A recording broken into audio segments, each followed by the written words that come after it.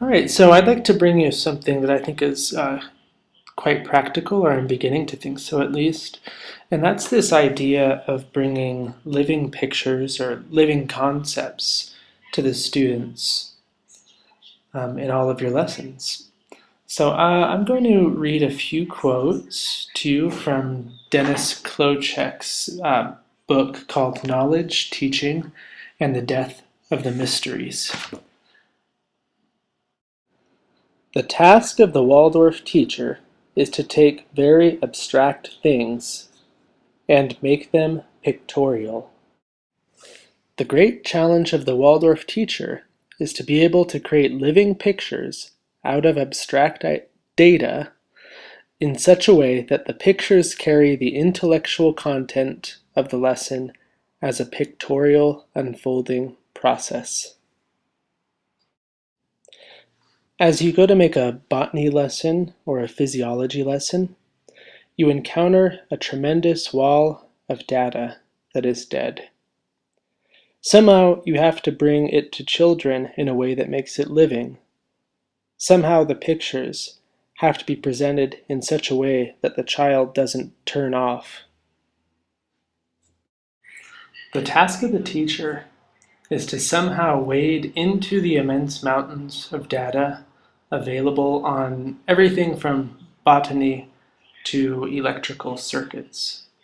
Things that the Waldorf teachers have to somehow grasp in their career as lower school teachers, and somehow, out of all of that very diverse and very technical information, make for children pictures that live.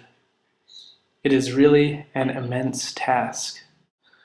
I would suggest that you use an alchemical technique rather than the technique you may have learned at university, which is study, study, study, study when you don't know something, and keep studying just the facts, and you hope one day you'll get the picture.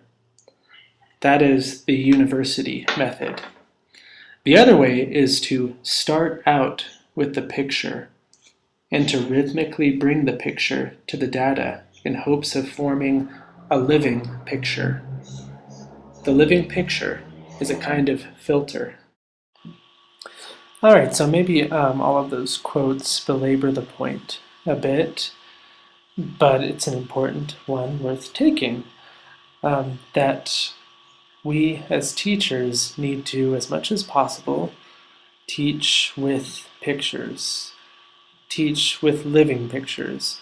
And to me, what living pictures means is that the picture is able to adapt to new content. The pictures are archetypal. So to keep this as practical as possible, I've brought something that I did in class today. We're currently in a European geography block. And today I taught the students a little something about Spain. And really what I'm trying to do with each day is really get at the spirit of a place, not so much concentrate on boundaries or dates or anything like that, although that comes up too. And as I was taking in all of this data, this dead data, I was searching for a picture, a living picture that I could use to organize and present this data. And for whatever reason, I got the image of a heartbeat from a heart monitor. And as I was playing around with this idea, it really seemed to fit all of the data that I had been taking in, all the way from the terrain, the physical terrain of Spain, just sort of talking about the Pyrenees chain, and also talking about the daily life of maybe a modern Spaniard, especially during the warm summers, and sort of there's this polarity of productivity and relaxation or repose. And then in much of what I brought to the students, the idea of freedom versus occupation, as in being occupied by another country, came up as a theme. And all of these highs and lows, and then even the little rests in between the highs and lows, just seem to apply. And of course, this is me making the meaning out of it. It's probably not really there. But when I went to take it to my students, I found that I was able to speak about the content much more fluidly, and that they had something to set their eyes on, and that they were able to make sense of the long, tendentious speeches I tend to make about subjects.